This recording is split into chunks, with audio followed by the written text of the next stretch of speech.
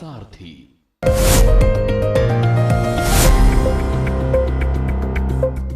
नमस्कार, के न्यूज के खास कार्यक्रम स्पेशल रिपोर्ट में आपका स्वागत है। मैं हूं मनोज मानस और आज स्पेशल रिपोर्ट में हम बात करेंगे देश और दुनिया की कुछ खास और अहम खबरों की। और सबसे पहले बात करेंगे अंतर्राष्ट्रीय एमएसएमई दिवस के खास मौके पर सीएम योगी आदित्यनाथ ने नोएडा को विकास परियोजनाओं की बड़ी सौगात दी है।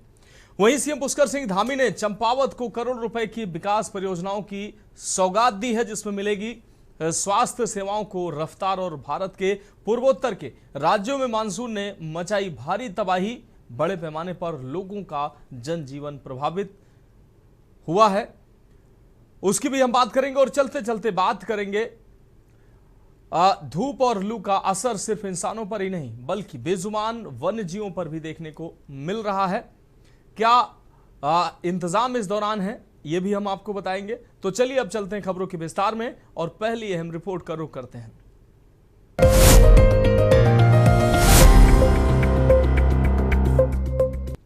उत्तर प्रदेश आज देश की सबसे तेजी से उभरती हुई अर्थव्यवस्था बन चुका है और इसका सबसे बड़ा गवाह बना है गौतम बुद्ध नगर, जो अब देश के सबसे बड़े निवेश केंद्र के रूप में स्थापित हो चुका है। अंतर्राष्ट्रीय एमएसएमई दिवस के खास मौके पर मुख्यमंत्री योगी आदित्यनाथ ने नोएडा को 2479 करोड़ रुपए की 70 विकास परियोजनाओं की एक बड़ी सौगात दी है। इस अवसर पर यूपी इंटरनेशनल ट्रेड शो के चौथे संस्करण की कर्टेन रेजर सेरेमनी का भी आयोजन किया गया, जो प्रदेश के निर्यात और व्यापार को नई बुलंदियों पर ले जाएगा। इस रिपोर्ट में देखिए। अंतर्राष्ट्रीय एमएसएमई दिवस के अवसर पर नोएडा में यूपी इंटरनेशनल ट्रेड शो के चौथे संस्करण की कर्टेन रेजर सेरेमनी आयोजित की गई। इस दौरान मुख्यमंत्री ने गौतम बुद्ध नगर को देश का सबसे बड़ा निवेश केंद्र बताते हुए प्रधानमंत्री के नेतृत्व में उत्तर प्रदेश के विकास की यात्रा को रेखांकित किया। कार्यक्रम में 2489 करोड़ रुपए की 70 विकास परियोजनाओं का लोकार्पण और शिलान्यास भी किया गया। आपको बता दें कि नोएडा में आयोजित कार्यक्रम में मुख्यमंत्री ने कहा कि उत्तर प्रदेश आज देश की सबसे तेजी से आगे बढ़ती अर्थव्यवस्था बन चुका है और गौतम बुद्ध नगर निवेशकों की पहली पसंद बनकर उभरा है। मुख्यमंत्री ने प्रधानमंत्री मोदी के नेतृत्व को इसका प्रमुख कारण बताते हुए कहा कि बेहतर कानून व्यवस्था, मजबूत आधारभूत ढांचा और उद्योगों के लिए अनुकूल माहौल ने प्रदेश को नई पहचान दिलाई है। इस मौके पर यूपी इंटरनेशनल ट्रेड शो के चौथे संस्करण की औपचारिक शुरुआत के लिए कर्टेन रेंजर सेरेमनी भी आयोजित की गई, जिसमें देश विदेश के व्यापार और निर्यात को बढ़ावा देने पर जोर दिया गया।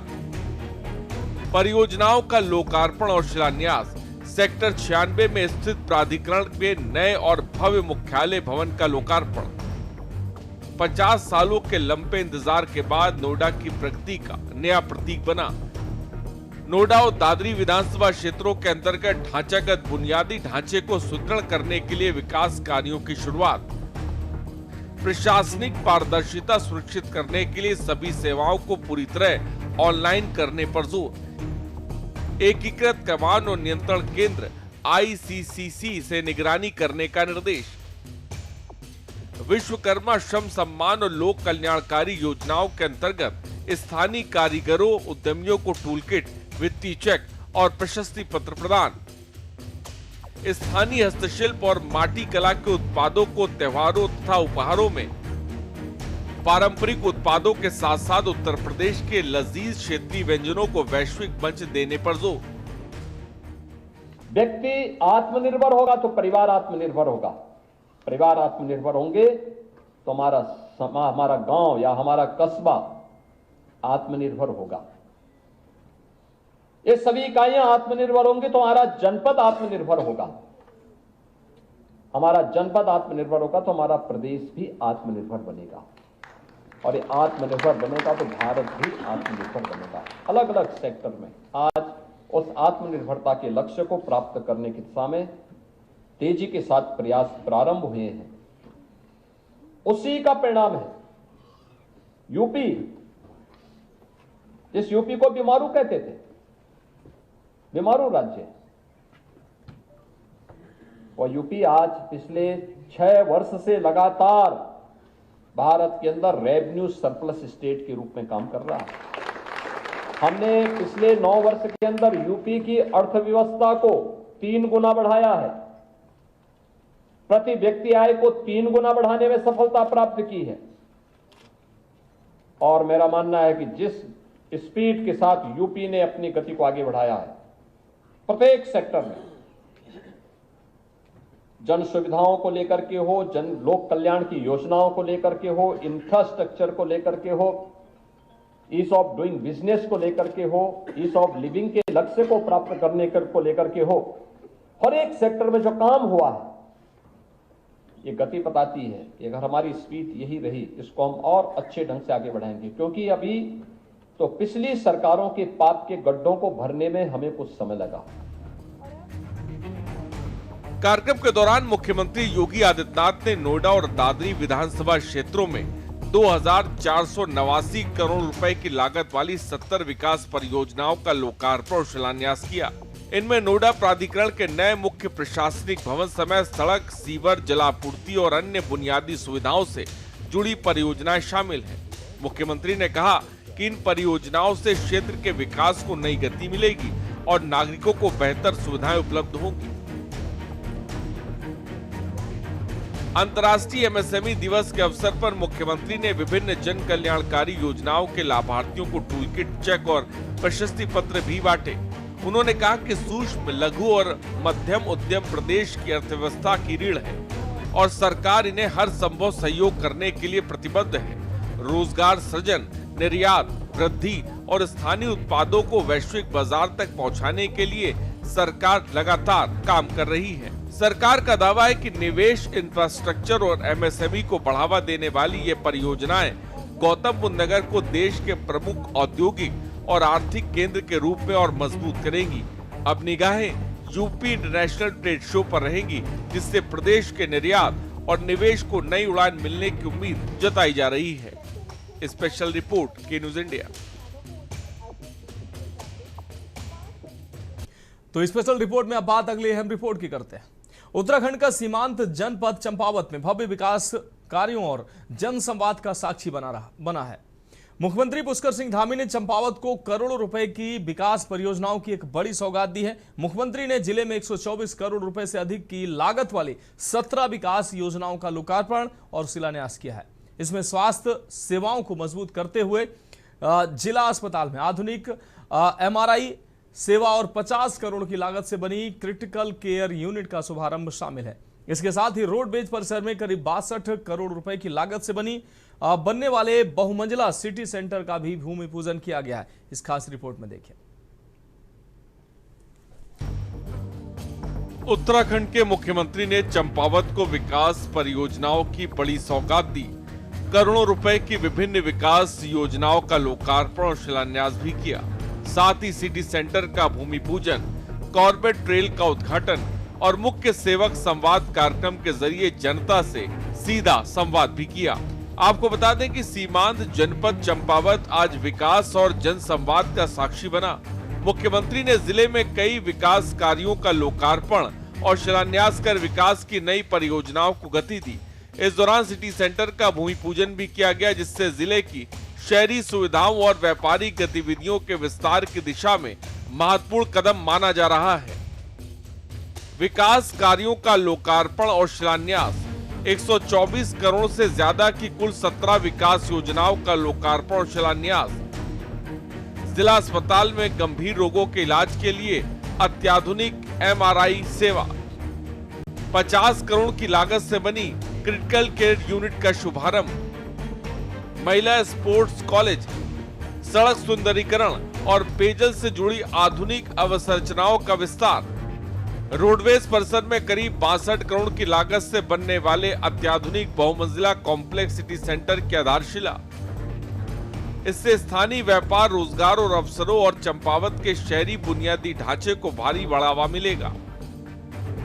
13 डिस्ट्रिक्ट 13 डेस्टिनेशन योजना के तहत 4 करोड़ की लागत से चंपावत, बारडोली और गोड़ी क्षेत्रों को जोड़कर इस ट्रेल का हुआ निर्माण। पुराने पैदल रास्तों का पुनरुद्धार, वन विश्राम गृहों का जीर्णोद्धार और रिसेप्शन सेंटर पर्यटकों को आकर्षित करना, होम स्टे को बढ़ावा देना और स्थानीय युवाओं को गाइड के रूप में रोजगार देने पर जोर। कार्यक्रम के दौरान मुख्यमंत्री ने कॉर्बेट ट्रेल का उद्घाटन किया और सरकार का कहना है कि इससे क्षेत्र में पर्यटन को नई पहचान मिलेगी और स्थानीय युवाओं के लिए रोजगार के अवसर बढ़ेंगे। प्राकृतिक और सांस्कृतिक विरासत को पर्यटन से जोड़ने की इस पहल को स्थानीय लोगों ने भी सराहा। मुख्यमंत्री ने मुख्य सेवक संवाद कार्यक्रम में विभिन्न वर्गों के लोगों से संवाद किया और सरकार की योजनाओं के लाभार्थियों के अनुभव भी सुने। उन्होंने कहा कि राज्य सरकार विकास को अंतिम व्यक्ति तक पहुंचाने के लक्ष्य के साथ काम कर रही है और जनता की अपेक्षाओं के अनुरूप योजनाओं को तेजी से धरातल पर उतारा जा रहा है। देखिए, आज 124 करोड़ रुपए की से अधिक की योजनाओं का लोकार्पण भी हुआ है, शिलान्यास भी हुआ है। ये सभी योजनाएं आने वाले समय में चंपावत के विकास के लिए, आम आदमी के जीवन को सरल बनाने के लिए, उनको सुविधा प्रदान करने के लिए बहुत सहायक होंगी, बहुत मील का पत्थर साबित होंगी। आज क्रिटिकल केयर ब्लॉक का भी शुभारंभ लोकार्पण हुआ है। इसके साथ साथ अत्याधुनिक MRI मशीन यहाँ लगाई गई है। डायलिसिस की सुविधा पहले से ही यहाँ पर थी और अब MRI लग जाने से निजी अस्पतालों के चक्कर यहाँ के निवासियों को लगाने नहीं पड़ेंगे, उनको दूर दराज भी नहीं जाना पड़ेगा। गंभीर बीमारी में भी यहाँ पर MRI हो पाएगा, अच्छी जांच हो पाएगी। हमारा पूरा प्रयास है कि चंपावत में स्वास्थ्य सुविधाएं हों, खेल सुविधाएं हों, आवास की सुविधा हो, पार्किंग हो, यहाँ के हमारे सभी स्थान अच्छे बने, सड़कें अच्छी बने, पेयजल व्यवस्था अच्छी हो, सभी प्रकार के विकास तेज गति से यहाँ पर आगे बढ़े। उसके लिए अनेक योजनाओं को स्वीकृति मिली है, पहले से अनेक योजनाएं प्रस्तावित हैं। हमारा प्रयास है कि हर संभव हमारा पूरा जनपद चंपावत आदर्श और एक मॉडल जिला बने और ये मॉडल पूरे देश और दुनिया के लोगों को आकर्षित करें, क्योंकि आने वाले समय में इसी मार्ग से बहुत पर्यटकों का आवागमन होना है। आज जो संख्या है वो संख्या बढ़नी है, तो उसके अनुरूप अब सुविधाएं यहाँ पर विकसित हों, उस प्लान पर भी हम लोग काम कर रहे हैं। आने वाले समय में बच्चों के लिए एक अच्छे भविष्य का निर्माण हो, रोजगार की संभावनाएं हो, पर्यटन की संभावनाएं हो। मुख्यमंत्री ने अधिकारियों को विकास कार्यों की गुणवत्ता और समयबद्धता सुनिश्चित करने के निर्देश दिए। उन्होंने कहा कि सीमांत क्षेत्रों का समग्र विकास सरकार की सर्वोच्च प्राथमिकताओं में शामिल है और सड़क, शिक्षा, स्वास्थ्य, पर्यटन और आधारभूत सुविधाओं को लगातार मजबूत किया जा रहा है। विकास परियोजनाओं की सौगात, पर्यटन को बढ़ावा देने वाली नई पहल और जनता से सीधा संवाद, इन तीनों के जरिए सरकार ने चंपावत को विकास के नए दौर में आगे बढ़ाने का संदेश दिया। अब नजर इस बात पर रहेगी कि इन परियोजनाओं का लाभ लोगों तक कितनी तेजी और प्रभावी ढंग से पहुंचता है। स्पेशल रिपोर्ट, के न्यूज इंडिया। तो फिलहाल स्पेशल रिपोर्ट में वक्त एक अहम ब्रेक का है। ब्रेक के बाद अगली रिपोर्ट का रुख करेंगे। खबरों का सारथी।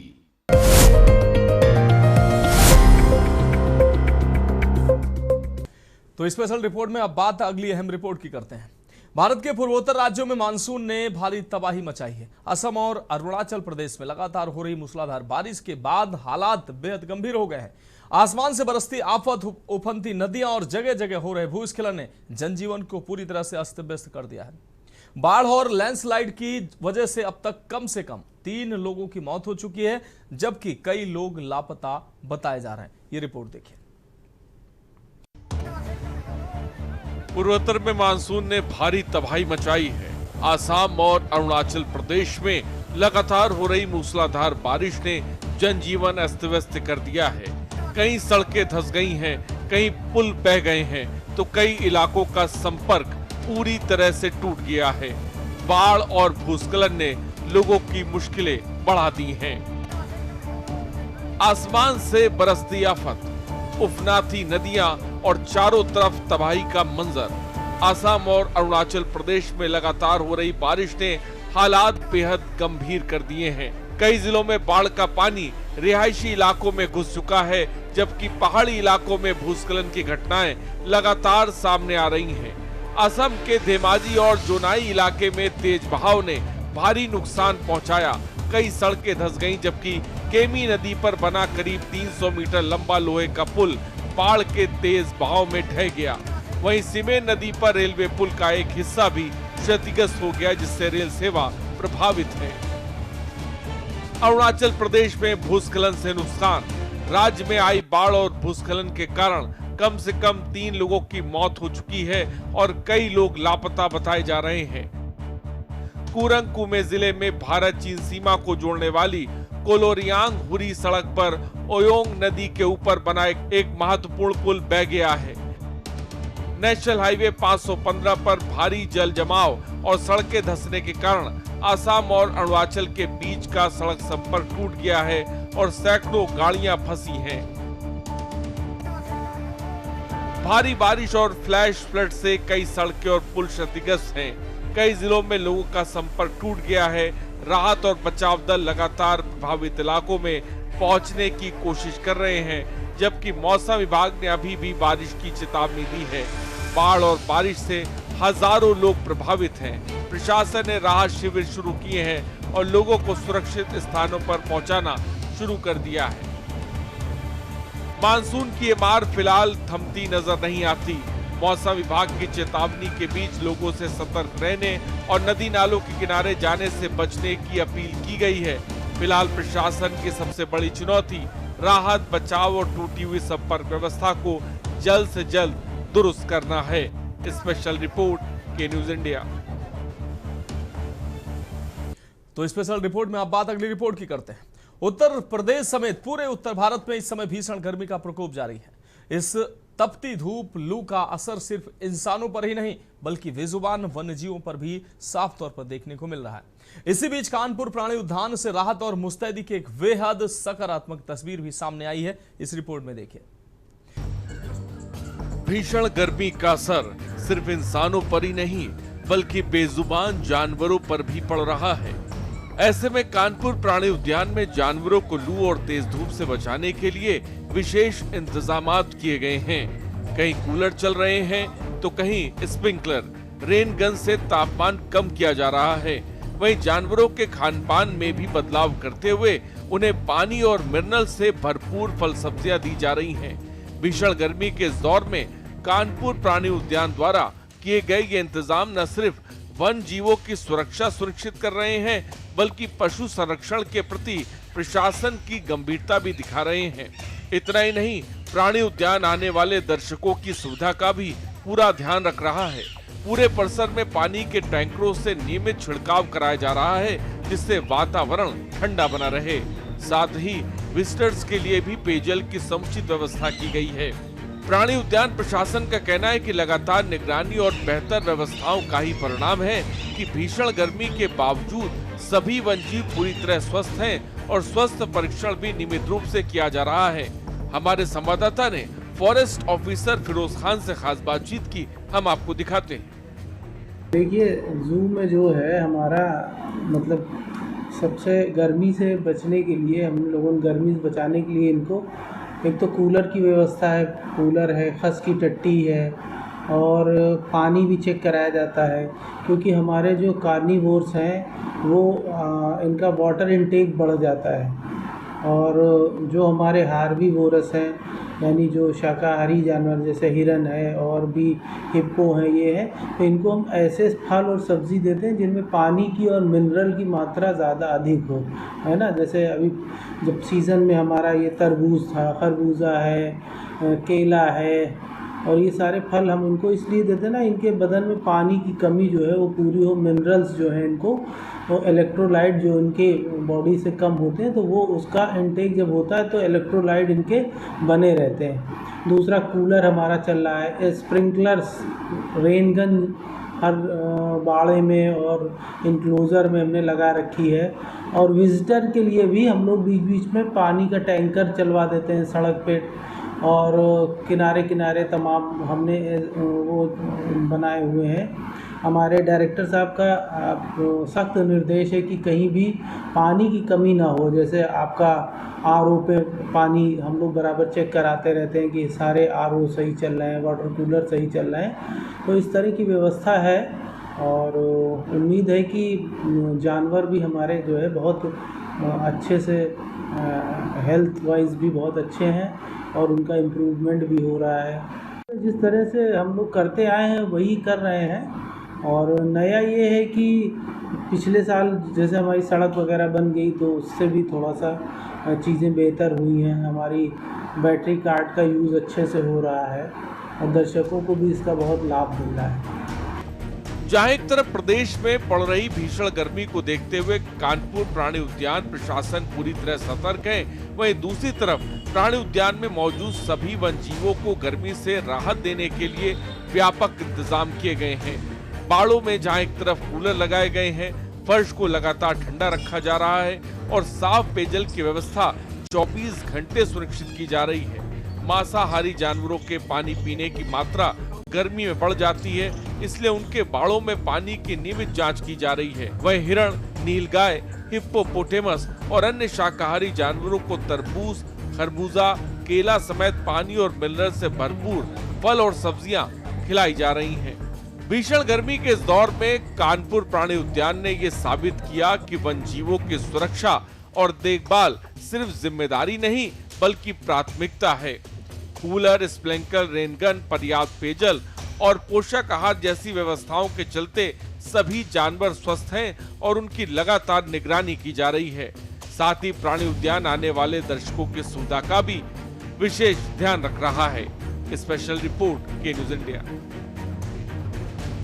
तो फिलहाल आज के लिए स्पेशल रिपोर्ट में मेरे साथ इतना ही। मुझे दीजिए इजाजत और आप देखते रहिए के न्यूज इंडिया।